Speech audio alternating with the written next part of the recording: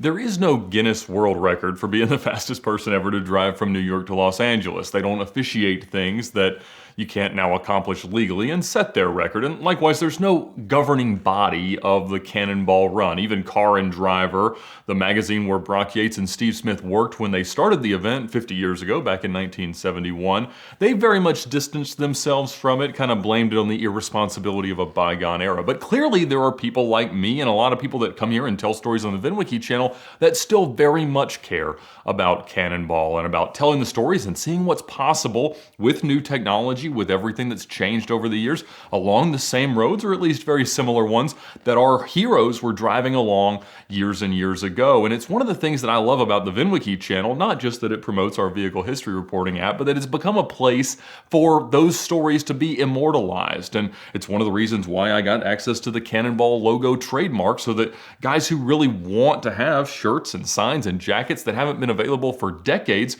would have a place to buy them. Of course, our love for Cannonball even attracts certain sponsor relationships, like our new sponsor to help fight tickets off the record. Their app allows you to take a picture of your ticket no matter where you get it, and they will help you find a local attorney in that area to fight it for you. They've got amazing success rates, and we definitely appreciate their support of VINwiki and making it a little bit safer for us to go on some of these riskier drives. I'm glad that we've been able to continue to sort of curate that history, but there's never been a convenient place to go and find a leaderboard or just a collection of all the claimed times for people driving across the country. And over the last few years, I've been trying to compile notes from I've seen in different books and different events and different things to have a resource that could be available to really see where your drive stacks up. Because people ask me all the time, I just did the drive in 34 hours with my friend and my dog, and what does that mean? Am I the fastest to do this or that or whatever? And I don't want to be the person, and I don't want VINwiki to be the company that certifies times or says that this happened, this didn't happen, this is enough proof or anything like that, because it's just a mess that I don't want to have to deal with. But I did want to make a way for people to understand where they stacked up. Now, of course, Cannonball or any road trip, any goal shouldn't be about what the public perceives, and it wasn't like that for me. I've talked a lot about the personal treasure in Cannonball being the opportunity to get to the starting line, not the finish line, solving the problem, having that goal, that lighthouse out off in the distance that I was always kind of chasing through a really important time of my life that helped me to get past difficult times and things that I just needed. And it meant a lot to me to get to the start, and it was all the catharsis I ever wanted it to be when we got to the finish line at Portofino. And so all I wanted was an article somewhere to hang on the office wall for years to come, and obviously I got a whole lot more than that. And you know, Cannonball stories here are never going to do what a stolen Lamborghini story or some other weird exotic car story would do, but it means a lot to me that we have a way to document them. And so as I was talking to different people who have been attached to the idea of Cannonball, and we've compiled times, you know, 2020 was a hard year to make sense of, obviously. For us in the Cannonball world, it was kind of like the steroid era in baseball, where everything just got kind of turned on its head, and we didn't really know what to make of it. And obviously you've seen stories here about different ways we've figured out to understand what happened, but it appears that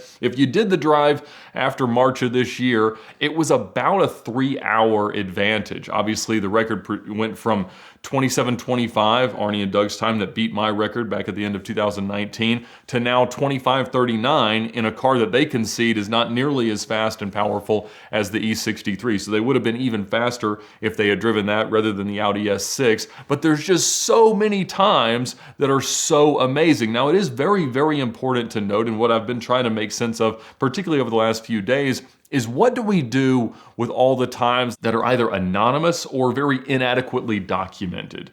In the years leading up to my record attempt in 2013, I spent a lot of time talking to Alex Roy about documentation, about proof, about evidence, because when you're out there on your own, again, you can't hire a Guinness representative to come out and certify your result. And so we talked about all the measures that I ended up using to make a good case that we had done the drive that we were claiming to have done. And so that involved third-party GPS tracking that couldn't be faked, obviously metadata on pictures, witness reports, gas receipts, toll receipts, pictures, very circumstantial evidence to, again, help prove the case. And so that all helped tremendously when the story really took off, and CNN and NBC and Jalopnik and DeMuro and everybody else who wanted to be able to write about it and talk about the story could then have enough ammunition to say, no, we did fact check this. And so, again, that was a huge issue between Alex Roy and Richard Rawlings in the years leading up to mine, because they had very different levels of proof about what they had done. And so, again, when you're not doing this as part of an official or even an unofficial event like the Cannonball Baker Sea to Shining Sea Memorial Trophy Dash, or the US Express, or the 2904, or the Sea to Sea Express, any of the continuation events,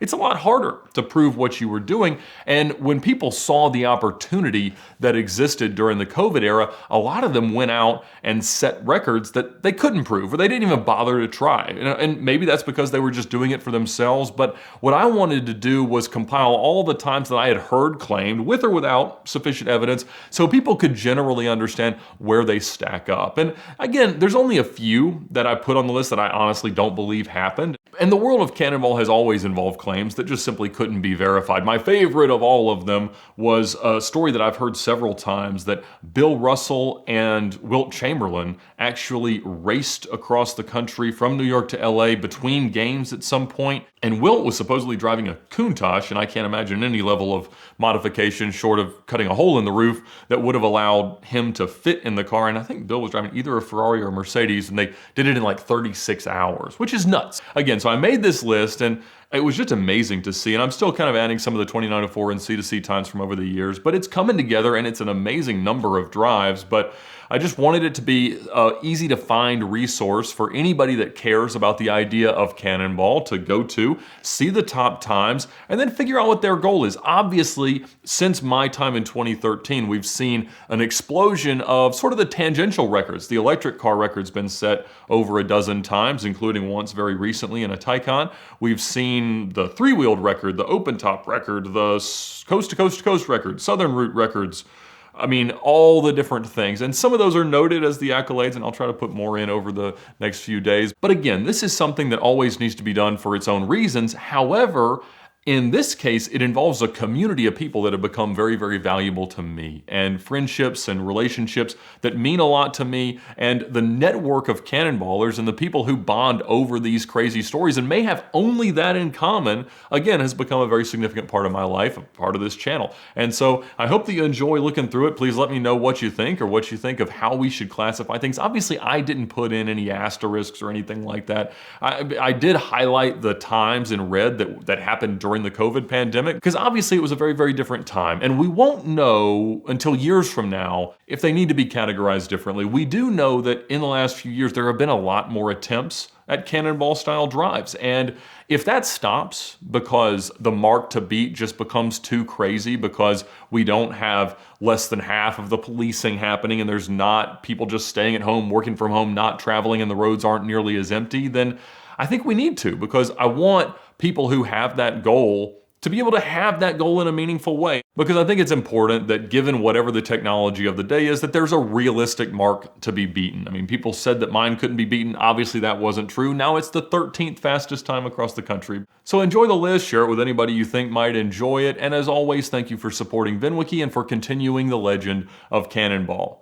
Please support our sponsor this month, ModFind. If you're looking to prepare a car for a road trip, whether it's a Cannonball or a trip to Grandma's house, ModFind is a great way for you to find new and used parts to make that easier. Whether you want to change the way your car looks or make it invisible to police, ModFind has everything that you might want, from radar detectors to GPS systems to new wheels, tires, anything else. So if you'd like to clear out your garage and sell stuff on ModFind, you can do that, even offering a kickback to incentivize your followers to share things with their followers to get your stuff sold even faster. So download their free app today, go to their website, modfind.com, and thank them for their continued support of VINwiki.